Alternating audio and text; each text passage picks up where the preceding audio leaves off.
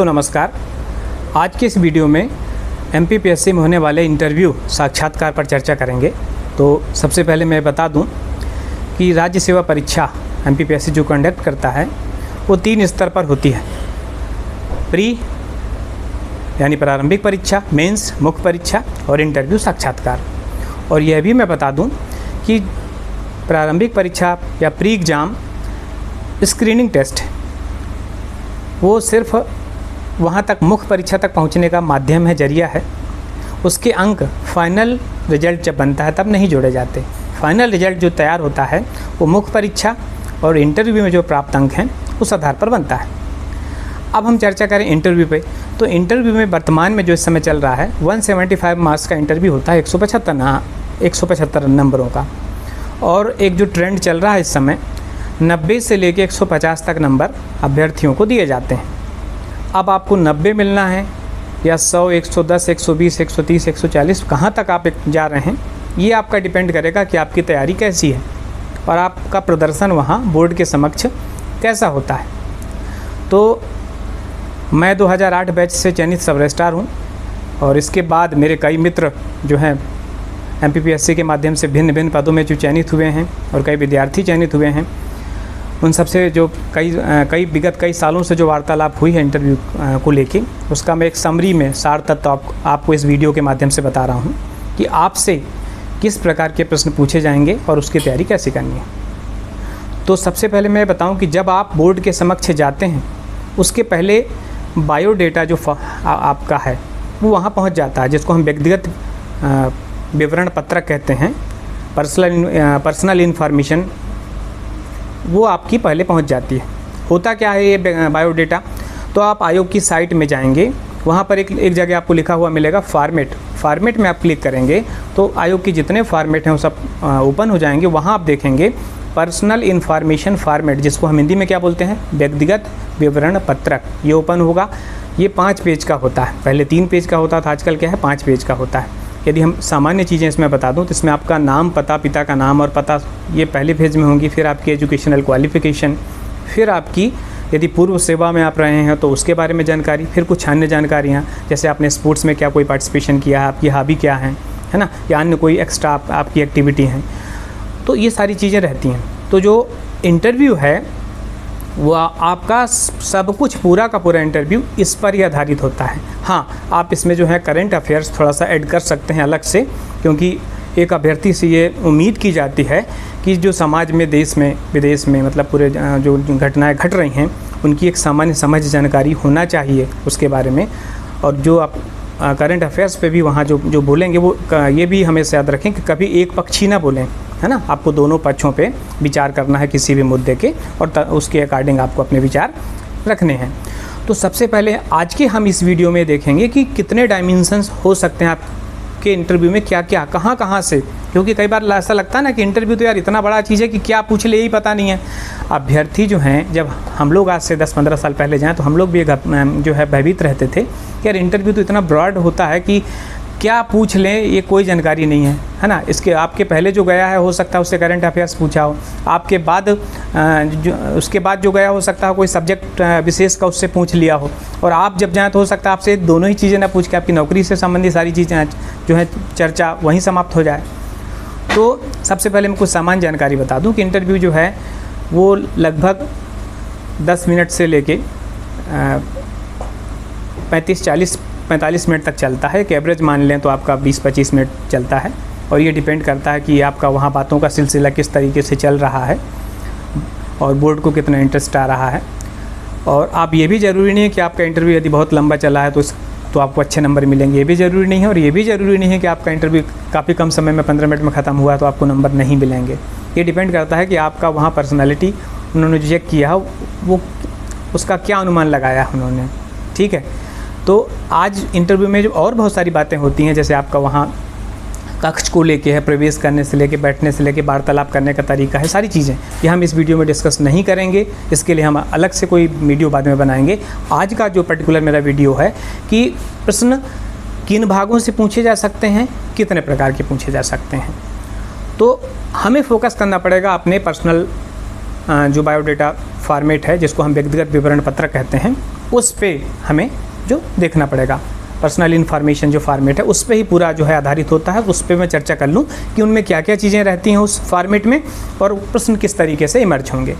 तो सबसे जो पहले फेज़ में जो रहता है आपका व्यक्तिगत विवरण पत्रक में, उसमें परीक्षा का नाम, आपका रोल नंबर, विज्ञापित पद क्या है, ये सारी चीज़ें रहती हैं। और चूँकि ये जो फॉर्मेट है ये MPPSC जो और भी कई परीक्षाएं लेता है, चाहे वो डॉक्टर्स की हों, चाहे वो कॉलेज में असिस्टेंट प्रोफेसर्स की हैं, सभी के लिए कॉमन है। तो इसमें विज्ञापित पद का नाम भी लिखा रहता है, तो उसमें आपको राज्य सेवा परीक्षा फिल करना होता है। फिर कहानी शुरू होती है आपके नाम से। अब वहीं से प्रश्नों की श्रृंखला शुरू हो सकती है। अब ये आयोग के ऊपर है कि वो किस भाग से प्रश्न पूछ ले। जैसे आपका नाम आया, अब हो सकता है आपका नाम कुछ डिफरेंट है या किसी जो है भगवान पे आधारित है, किसी ऐसे आपके नाम में कुछ ऐसी चीज़ें जिसका कोई विशेष अर्थ है, तो हो सकता है वो आपके नाम को लेके, आपके नाम के अर्थ को लेके डिस्कस करना शुरू करें। फिर आपके पिताजी का नाम, आपके माताजी का नाम, ये चीज़ें रहेंगी। फिर आपका क्या होगा, जन्म स्थान है।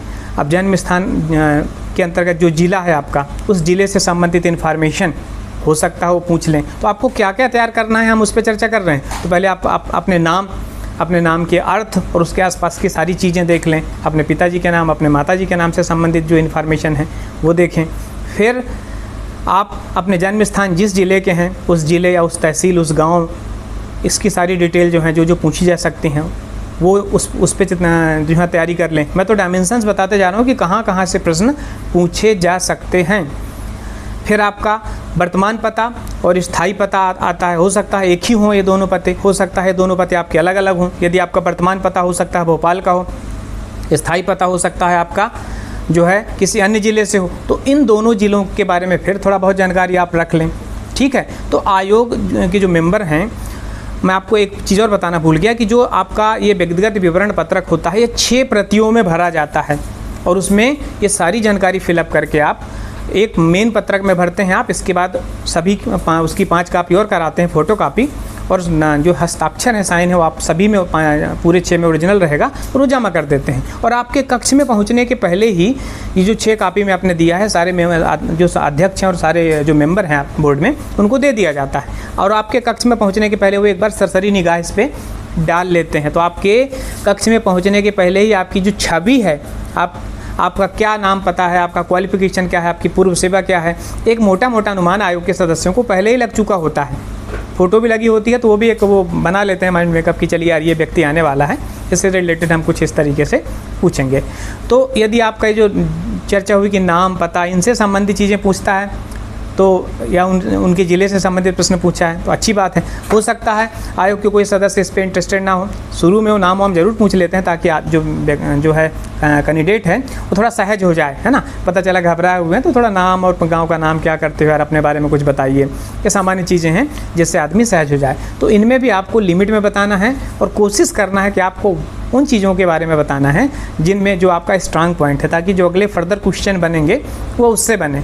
इसीलिए कहा जाता है कि इंटरव्यू जो है आधा अपने हाथ में, आधा बोर्ड के सदस्यों के हाथ में है, क्योंकि जो उत्तर हम आप देंगे उन्हीं उत्तरों से वो क्वेश्चन नया जनरेट करेंगे। वो कोई सोच के नहीं बैठे हैं कि वो व्यक्ति आएगा तो हम उससे ये पूछेंगे, ऐसा कुछ नहीं है। वो तो फ्रीली बैठे हैं यार, जो आएगा उनको 15 लोगों का 20 लोगों का इंटरव्यू एक दिन में लेना है एक बोर्ड को। तो आपके शुरुआती प्रश्नों के बाद आपके उत्तरों, आप क्या उत्तर दे रहे हैं उससे नए नए क्वेश्चन जनरेट होंगे और आपका जो व्यक्तिगत विवरण है, जो पर्सनल जो बायोडेटा है उससे रिलेटेड सारा बनेंगे। बायोडेटा में खाली नाम पता शामिल नहीं होता है, तो हमने एक पार्ट देखा। अब हम देखेंगे आपकी एजुकेशनल क्वालिफिकेशन का। तो 10th से भरना शुरू कर देते हैं, हाई स्कूल से हम शुरू कर देंगे, फिर हायर सेकेंडरी, फिर आपने ग्रेजुएशन किस में किया है, इंजीनियरिंग बैकग्राउंड के हैं आप, कॉमर्स बैकग्राउंड के हैं, आर्ट्स के हैं, साइंस के हैं, आप किस में किस स्कूल या किस महाविद्यालय से किया है, किस यूनिवर्सिटी से किया है, ठीक है, और आपको कितने अंक प्राप्त हुए, कौन कौन से विषय थे, ये सारी डिटेल होती है। तो यहाँ से भी पूरे प्रश्न बनने की संभावना है। यदि आप इंजीनियरिंग बैकग्राउंड के हैं तो निश्चित तौर पे उससे संबंधित प्रश्न पूछ सकते हैं। यदि आप कॉमर्स बैकग्राउंड के हैं तो उससे संबंधित प्रश्न बनेंगे। तो आपका एकेडमिक क्या है वो काफ़ी मायने रखता है, और आपके एकेडमिक में जो भी सब्जेक्ट हों उसकी एक मोटी तैयारी बहुत ज़रूरी होती है। तो ये दूसरा सेगमेंट हो गया आपके इंटरव्यू का। थर्ड पोर्शन आपका आता है, इससे काफ़ी क्वेश्चन बनते हैं। यदि हो सकता है ऐसा भी है कि किसी ने सिर्फ ग्रेजुएशन किया हो तो वहाँ तक रहेगा। हो सकता है किसी ने फिर पीजी भी किया हो, देन फिर जो है पीएचडी भी किया हो, रिसर्च में इन्वॉल्व रहा हो, तो जितना वो उसमें दिखाया गया जो क्वालिफिकेशन है उसके अकॉर्डिंग क्वेश्चन बनने की उतनी ही पॉसिबिलिटी बनेगी। फिर थर्ड सेगमेंट में आता है कि आपकी पूर्व की सेवा क्या है। हो सकता है आप किसी मध्य प्रदेश की या भारत सरकार के या किसी प्राइवेट सेक्टर में कोई जॉब में हो तो वो पूरा आपको डिटेल देना पड़ता है। हो सकता है आप एक से अधिक सेवाओं में हो, ठीक है, हो सकता है आप पिछले 2-3-4 साल में कई सेवाएं बदल चुके हों, तो सबकी चूँकि डिटेल वहाँ रहती है। तो इस पे भी काफ़ी जो है प्रश्न बनते हैं, क्योंकि आप चूँकि करंट में उस पद पे काम कर रहे हैं तो आयोग को तो आपकी पर्सनालिटी करंट की ही चेक करनी होती है जनरली। तो यदि कोई विभागीय कैंडिडेट है जो पहले से किसी सेवा में है तो मोस्टली जो क्वेश्चंस हैं उस पे बन सकते हैं। तो उस विभाग से संबंधित प्रश्नों की आपको सामान्य जानकारी होनी चाहिए। यदि वो विभाग किसी एक्ट से गवर्न हो रहा है तो आपको उस एक्ट का भी अच्छा खासा नॉलेज होना चाहिए। ये तीसरा सेगमेंट हो गया। चौथा सेगमेंट में कुछ अन्य सामान्य जानकारियाँ होती हैं, जैसे आप विवाहित हैं कि नहीं, ठीक है। फिर आप भूतपूर्व सैनिक हैं, यदि आप भूतपूर्व सैनिक भरेंगे तो फिर उससे सेना से रिलेटेड चीज़ें पूछ सकता है वो। आपकी खेल जो स्पोर्ट्स एक्टिविटीज़ के लिए स्पेशल कॉलम बना है उस फॉर्मेट में कि आपने अपने महाविद्यालय स्तर पर, विश्वविद्यालय स्तर पर या फिर राज्य स्तर पे किसी खेल स्पर्धा में पार्टिसिपेट किया है, एनसीसी में रहे हैं कि नहीं रहे। यदि ये रहे हैं, ये जानकारी आप देंगे तो निश्चित तौर पे इससे प्रश्न बनने की संभावना रहेगी। अंतिम ये जो 5 पेज का फॉर्मेट है एक्चुअल में इसमें 33 पॉइंट हैं और जो आखिरी 33 नंबर का पॉइंट है ये भी काफ़ी मायने हैं, क्योंकि इसमें ये लिखा हुआ होता है कि ऐसी कोई विशेष जानकारी जो कि आपके चयन में सहायक हो, जो आप कुछ एक्स्ट्रा दिखाने की कोशिश करें। हो सकता है किसी के पास कुछ एक्स्ट्रा चीज़ें हों। हॉबी जिसकी बात हम करते हैं अभिरुचियों की, वो हॉबी इसी कॉलम में है। ऐसी कोई जानकारी जो आपके चयन में सहायक हो, इसमें अभिरुचि भी शामिल है या फिर कोई पब्लिकेशन की हो, आपने कोई किताब लिखी हो, वो सारी चीज़ें आप लिख सकते हैं। या कोई ऐसी चीज़ें जो आपने किया हो और इन ऊपर के किसी कॉलम में शामिल ना हो तो आप इसमें लिख सकते हैं। आपको लग रहा है कि यार ये चीज़ें विशिष्ट हैं और आपके चयन में सहायता कर सकती हैं, आपकी पर्सनालिटी को बेटर करती हैं, तो आप ज़रूर लिखें। हॉबी के बारे में काफ़ी लोगों को डाउट होता है कि क्या लिखें। तो एक्चुअल में हॉबी मतलब होता है कि आप खाली समय में क्या करते हैं, आपको क्या करने में अच्छा लगता है। ये तो शौक़ है, आपको संतुष्टि किस में मिलती है। तो हो सकता है कोई खेल जो है स्पोर्ट्स एक्टिविटी में रहे, कोई जो है कविता का वगैरह में इंटरेस्ट लेता है, कोई किताबें बुक रीडिंग में करता है, कोई फिल्म देखने में। तो जिसकी जो हॉबी है वो एक्चुअल हॉबी लिखें आप, वो बेटर रहेगा। क्योंकि वहाँ जाके क्या होता है, यदि आपने छद्म लिखा है तो वहाँ जाके ज़्यादा देर जो है वो चीज़ें टिक नहीं पाती हैं। कुछ लोगों का ऐसा कैंडिडेट्स का होता है कि हमारी तो कोई ऐसी हॉबी नहीं है जिसको हम जो है इसमें पीएससी के फॉर्मेट में भर सकें। तो ऐसा नहीं है। यदि आप गौर से सोचेंगे, बारीकी से सोचेंगे तो 100% हर व्यक्ति की कुछ ना कुछ हॉबी होती है। तो जिसकी भी जो हॉबी हो, चाहे वो वृक्षारोपण से संबंधित हो, प्लांटेशन से संबंधित हो, मतलब चाहे वो सामान्य दोस्तों से गपशप करने की, वार्तालाप करने की, क्योंकि हर हॉबी को आप पॉजिटिव वे पे ले सकते हैं। देखिए, आपका ये सोचने का तरीका है कि गपशप करना, ऐसा कुछ नहीं। आप गपशप के माध्यम से भी, मतलब दोस्तों से एक सार्थक चर्चा के माध्यम से भी काफ़ी अपनी पर्सनालिटी में सुधार ला सकते हैं। तो यदि इस हॉबी का भी आप प्रयोग करते हैं तो भी कोई नेगेटिव नहीं जाएगा, है ना। आप संगीत सुनने की बात करते हैं, उससे भी आप रिलैक्स फील कर सकते हैं। तो प्रशासन में किस तरीके से उपयोगी है उसको आपको जस्टिफाई करना है, ठीक है। और ज़रूरी भी नहीं है कि वो हर हॉबी प्रशासन में उपयोगी रहे। तो इस तरीके का फॉर्मेट होता है। और अब आप समझ गए होंगे कि आपके नाम पता से लेके जो है फिर क्वालिफ़िकेशन है, फिर पूर्व सेवा का विवरण है, फिर अन्य सामान्य जानकारियाँ हैं, हॉबी प्रकाशन है, इन सब पे प्रश्न किए जा सकते हैं। और इसके अतिरिक्त अब ये कहाँ से प्रश्न किए जाएंगे, ये डिपेंड करेगा कि आयोग के सदस्यों का रुझान किस तरफ है, ठीक है। हो सकता है उन्होंने आपका नाम देखा, नाम से प्रश्न कुछ बन जाए, पूछ ले। हो सकता है उसको कोई खास नहीं लगा हो, चलो तो आगे बढ़ जाते हैं। हो सकता है आपके गृह जिले तक जाएँ, वहाँ उन्होंने कुछ समझ में आया तो ठीक है, नहीं आया तो फिर क्वालिफिकेशन में आगे बढ़ गए। तो ये डिपेंड करता है कि आप जवाब किस तरीके से देते हैं और उनका रुझान किस तरफ रहता है उस दिन का या खास उस दिन विशेष में। ये आपकी थोड़ा लक फैक्टर भी डिपेंड करता है कि किस तरीके से इंटरव्यू आपका जाएगा। इसके अतिरिक्त जो हमने फॉर्मेट की बात किया कि आपका करंट अफेयर्स पे जो है पैनी नज़र रखना ज़रूरी है, क्योंकि सामान्यतः जो है उस पर्टिकुलर दिन की न्यूज़ पे या उस महीने या उस सप्ताह कोई खास विशेष कोई चीज़ हुई हो तो इस पर भी आपकी नज़र रहनी चाहिए। और आपके जो सब्जेक्ट्स जो आपने पढ़े हैं हल्का फुल्का वो तो बनता ही है आपसे सब कुछ, तो वो तो एक सामान्य समझ है ही। लेकिन मेनली किस पे फोकस किया जाता है ये मैंने बताया है। अगली वीडियो में हम इंटरव्यू से संबंधित कुछ अन्य चीज़ें देखेंगे।